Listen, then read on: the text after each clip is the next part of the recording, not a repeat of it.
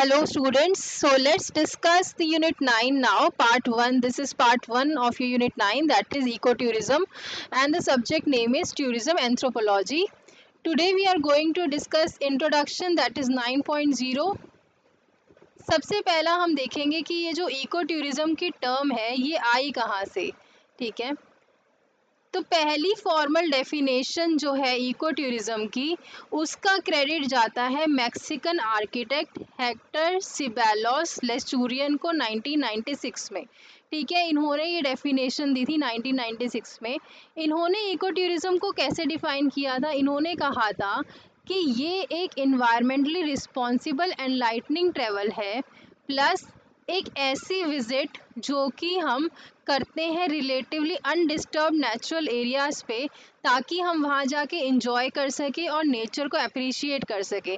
या फिर on the other hand हम बोल सकते हैं जो वहाँ का कल्चरल फीचर है उसको हम नेचर को और कल्चरल फीचर्स को इंजॉय कर सकें और अप्रिशिएट कर सकें, कैसा पास्ट था और कैसा प्रेजेंट है वो चीज़ें जान सके, सीख सके और उनको अप्रिशिएट कर सकें। प्लस कंजर्वेशन को प्रमोट कर सके, जहाँ पर जिस टूरिज़्म में जो आपका विजिटर इम्पैक्ट है वो कम से कम हो, प्लस एक बेनिफिशियल इन्वॉल्वमेंट हो लोकल का पॉपुलेशन की, उसी को हम बोलते हैं इको टूरिज़्म, ठीक है। सो कोर फीचर्स क्या हैं इको टूरिज़्म के? जो बहुत सारी डेफिनेशन है ना, वो 3 एसेंशियल क्राइटेरिया आपके कवर करती है। पहला क्या? Ensuring environmental conservation with meaningful community participation. Second, जहाँ पर आप इकोनॉमिक बेनिफिट्स प्रोवाइड करते हो होस्ट कम्युनिटी को, ठीक है। थर्ड इज़ सेल्फ सफिशिएंट या फिर सेल्फ सस्टेनिंग हो जो लॉन्ग रन में, वो होता है आपका 3 एसेंशियल क्राइटेरिया, ठीक है। पहला कि इन्वायरमेंटल कंजर्वेशन होनी चाहिए, प्लस जो वहाँ पर कम्युनिटी रहती है ना, जो इंडिजिनस कम्युनिटी रहती है उस एरिया में, उसकी कैसी मीनिंगफुल पार्टिसिपेशन होनी चाहिए और हमारी भी उनकी तरफ मीनिंगफुल पार्टिसिपेशन होनी चाहिए, ठीक है। दूसरा, इकोनॉमिक बेनिफिट, जो आपकी होस्ट कम्युनिटी है, बेसिकली जो वहाँ की होस्ट कम्युनिटी है उसको इकोनॉमिक बेनिफिट्स मिलने चाहिए, ठीक है। और तीसरा है कि ये सेल्फ सस्टेनिंग होनी चाहिए लॉन्ग रन में। ये होते हैं आपके फीचर्स, ठीक है, इको टूरिज़्म के। अब इको टूरिज़्म को हम ऐसे भी देख सकते हैं कि ये एक ऐसी टूरिज़्म का फॉर्म है जो कंजर्वेशन को लाइवलीहुड अपॉर्चुनिटीज़ के साथ बैलेंस करके चलता है। रिलेशनशिप देख लेते हैं एंथ्रोपोलॉजी के साथ क्या होती है इको टूरिज़्म की। जब हम इको टूरिज़्म को कंपेयर करते हैं ना वर्क ऑफ एंथ्रोपोलॉजिस्ट के साथ, तो उसमें क्या होता है कि टूरिस्ट जो होते हैं ना वो कल्चर को तो सुपरफिशियली ही देखते हैं कि भाई ठीक है, उन्होंने एक बार कल्चर देख लिया, टच एंड गो अफेयर की तरह उन्होंने बोला है कि टूरिस्ट अपने कल्चर को इस तरीके से परस्यू करते हैं सुपरफिशियली कि भाई ये एक टच एंड गो अफेयर है, कि बस देखा सुना कि हाँ ऐसा कल्चर था हमारा पहले, अब ऐसा कल्चर ये फॉलो कर रहे हैं, बस इतना ही होता है। पर जो एंथ्रोपोलॉजिस्ट है ना वो इसको बहुत ज़्यादा प्रोफेशनल तरीके से स्टडी करते हैं और डीपर कंपैरेटिव अंडरस्टैंडिंग को प्रमोट करते हैं, या फिर अपनी डीपर कंपैरेटिव अंडरस्टैंडिंग के लिए ये स्टडी करते हैं, ठीक है, प्रोफेशनली। किसको? इको टूरिज़्म को। सो एंथ्रोपोलॉजिस्ट ये जेन्युइनली कंसर्न रहते हैं लोकल कम्युनिटीज़ की वेलबींग के साथ कि भाई लोकल कम्युनिटीज़ की वेलबींग प्रमोट हो रही है या नहीं, और अपनी नॉलेज को अप्लाई करते हैं ताकि ये जो लोकल कम्युनिटीज़ हैं उनको प्रोटेक्ट कर सके और उनको सस्टेन कर सके, ठीक है। बट जो टूरिस्ट होते हैं उनको इससे कोई मतलब नहीं होता है। टूरिस्ट जो होते हैं उनका ये क्या रहता है, इनडिफरेंट होते हैं थोड़े से कम्युनिटी इम्पैक्ट्स के साथ में। बस उनका ये टच एंड गो अफेयर वाली बात है कि हाँ भाई कल्चर ऐसा है, उन्हें कोई मतलब नहीं है कि भाई जो कम्युनिटी वहाँ रह रही है उसके ऊपर क्या इम्पैक्ट पड़ रहा है, वो ये सब नहीं देखते हैं, ठीक है। अब आ जाओ demand and growth of eco tourism. तो रिसेंट डिकेड्स में देखा गया है जो इको टूरिज़्म है वो बहुत ज़्यादा रैपिडली ग्रो करा है, partially due to saturation of traditional destinations and rising desire for new and exotic experience. अब सबको ही आजकल क्या चाहिए? हर चीज़ देखो, देख देख के हर कोई बोर हो चुका है काफ़ी चीज़ें, ठीक है। तो सबको चाहिए कि कुछ नया हो, कुछ एग्जॉटिक सा एक्सपीरियंस हो, ठीक है। तो कुछ लोग नेचर में जाना चाहते हैं। अब दिल्ली वगैरह के लोग हैं और यहाँ जहाँ ज़्यादा पॉल्यूशन है जिन सिटीज़ में, वो चाहते हैं कि हम नेचर, जो नेचुरल चीज़ें हैं वहाँ पर जाएं, ठीक है। जो बिल्कुल ही नेचुरल स्पेस है, जहाँ पर ज़्यादा पेड़ पौधे ना कटे हों, जो ज़्यादा इम्पैक्ट ना हुई हो, ऐसी डेस्टिनेशन पे जाया जाए। तो उसकी वजह से कुछ डिकेड्स में देखा गया है कि इको टूरिज्म का बहुत ज़्यादा राइज हुआ है। कैरियर जैसे स्कॉलर्स ने इको टूरिज्म को ऐसे हाईलाइट किया है कि ये one of the fastest growing sector है टूरिज्म इंडस्ट्री में। ये इसको हम ऐसा भी देखा गया है कि ये एक ऑल्टरनेटिव टू टूरिज्म है, या फिर हम कह सकते हैं ये well equated with cultural tourism है बेसिकली, ठीक है। पोटेंशियल बेनिफिट्स क्या है इको टूरिज्म के? सो जो इको टूरिज्म है ना, ये इसको अपलॉड किया गया है as a means to achieve multiple goals. कौन कौन से? सोशल, इकोनॉमिक और इन्वायरमेंटल। ये एक ऐसी टूरिज्म का फॉर्म है जो कंसिस्टेंट है नेचुरल, सोशल और कम्युनिटी वैल्यूज़ के साथ में, और पॉजिटिव और मीनिंगफुल होस्ट गेस्ट इंटरेक्शन को फॉस्टर करता है। स्ट्रॉन्जा ने 2001 में ये बोला था।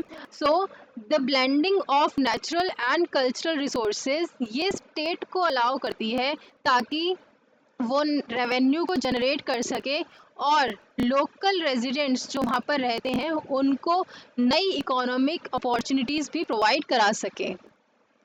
रिस्क और ड्रॉबैक्स क्या हैं इको टूरिज्म के? सो इको टूरिज्म ना, ये ऐसा वेंचर है, या फिर कहते हैं जो इको टूरिज्म वेंचर है ना, ये उस इन जगह पे ज़्यादा जाता है जहाँ पर जो रिमोट लोकेशंस होती हैं और लेस डेवलप्ड एरियाज़ होते हैं, जो कि इनहेबिट होते हैं इंडिजिनस लोगों के द्वारा, ठीक है। तो बेसिकली क्या है कि जो मतलब इस तरीके से इको टूरिज्म उन जगह पे ज़्यादा देखा गया है जो जहाँ पर इंडिजिनस पीपल रहते हैं, इंडिजिनस कम्युनिटीज़ रहती हैं, और जो जो लोकेलिटी है वो रिमोट एरिया है और लेस डेवलप्ड है। तो उसको ये जो टूरिज्म इंडस्ट्री है ना, वहाँ पर ये इको टूरिज्म प्रमोट करती है। सो जब ये बेसिकली ये क्या करते हैं कि रेवेन्यू तो आपको प्रॉमिस करते हैं इंडिजिनस लोगों को, और वहाँ पर से रेवेन्यू तो जनरेट करते हैं, और लोकल जो लोग होते हैं वहाँ पर कम्युनिटीज़ होती हैं उनको भी जॉब्स वगैरह प्रोवाइड करते हैं। पर जो ये जो एक्सपोजर है ना, जब आप इस तरीके से मान लो कोई रिमोट एरिया है और उस वहाँ पर आप टूरिज़्म को प्रमोट करते हो, तो वहाँ पर एक और जो नेगेटिव पॉइंट आता है, रिस्क और ड्रॉबैक आता है, वो ये कि जो कल्चर है वो कहीं ना कहीं डिस्टर्ब होना चालू हो जाता है, और इन्वायरमेंटल डिग्रेडेशन भी देखी गई है, ठीक है। केटर ने बोला था ये 1993 में कि इन्वायरमेंटल डिग्रेडेशन भी होती है। वाई? बिकॉज जितना ज़्यादा लोग इंटरेक्ट करेंगे, ठीक है, इन्वायरमेंट के साथ में, उतना पॉसिबिलिटी है कि वहाँ पर अर्बनाइजेशन भी हो, वहाँ पर जो है पेड़ पौधे काटे जाएं, ठीक है, वहाँ पर जो नेचुरल हैबिटेट है उनको भी नुकसान पहुँचता है। तो बहुत सारी चीज़ें हैं, और जो आपका कल्चर है बेसिकली, जो इंडिजिनस पीपल जो वहाँ रह रहे हैं उनके कल्चर में भी डिस्ट्रप्शन देखी गई है। सो जो टूरिस्ट है ना, वो ज़्यादा कंसर्न नहीं रहते इन सब चीज़ों के कि क्या लॉन्ग टर्म कॉन्सिक्वेंसेज हो सकते हैं लोकल कम्युनिटीज़ के, जो कि फिर लीड करता है क्रिटिसिजम्स को, that eco tourism can become exploitative, कि भाई इको टूरिज्म आगे एक्सप्लॉयटेटिव भी हो सकता है। एंथ्रोपोलॉजिस्ट का क्या रोल रहता है इको टूरिज्म प्लानिंग में? एंथ्रोपोलॉजी एक डिसिप्लिन है जो सिग्निफिकेंटली कंट्रीब्यूट करती है प्लानिंग और टूरिज्म प्रोजेक्ट्स को इम्प्लीमेंट करने में। एंथ्रोपोलॉजिस्ट करते क्या है? ये लोकल लोगों की नीड्स को आइडेंटिफाई करते हैं और ये देखते हैं कि लाइवलीहुड पोटेंशियल कितना है इसमें। दूसरा, ये कल्चरल एलिमेंट्स को एक्सेस करते हैं जो कि सपोर्टिव होते हैं ऑफ, ठीक है, जो सपोर्ट करते हैं या फिर बैरियर बनते हैं टूरिज्म में। बेसिकली कल्चरल एलिमेंट्स को देखा जाता है यहाँ पर, जो सपोर्ट करते हैं टूरिज्म को, और दूसरा जो कि बैरियर की तरह पोज करते हैं, एज अ बैरियर पोज करते हैं टूरिज्म को। तीसरा क्या देखते हैं एंथ्रोपोलॉजिस्ट?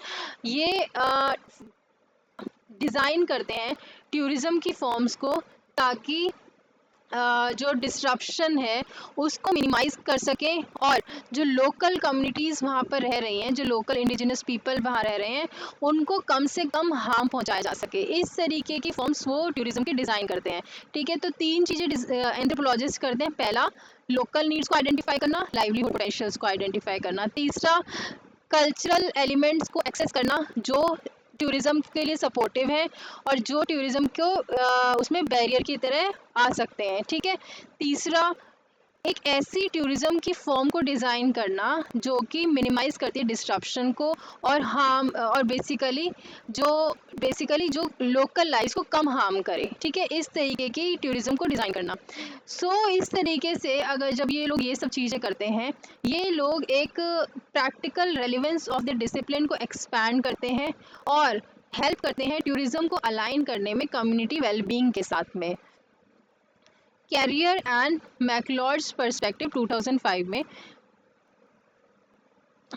इन्होंने क्या बोला था कि उन्होंने इम्फसाइज किया था कि जो इको टूरिज्म है ये सिर्फ इतना नहीं है कि एंगेज करो लोकल सराउंडिंग्स के साथ, नेचुरल सराउंडिंग्स के साथ, बट इसका मतलब इको टूरिज्म का मतलब ये भी है कि आप जो वहाँ पर लोग रह रहे हैं उनके साथ भी इन्वॉल्व हो, उनके साथ भी इंटरेक्ट करो और जो एक्टिविटीज़ हैं, जो उनकी रोज़मर्रा की एक्टिविटीज़ होती है उनमें भी इन्वॉल्व हो, जिसकी वजह से इसको एक्सोटिक और इंडिजिनस तौर पे देखा गया है। ठीक है।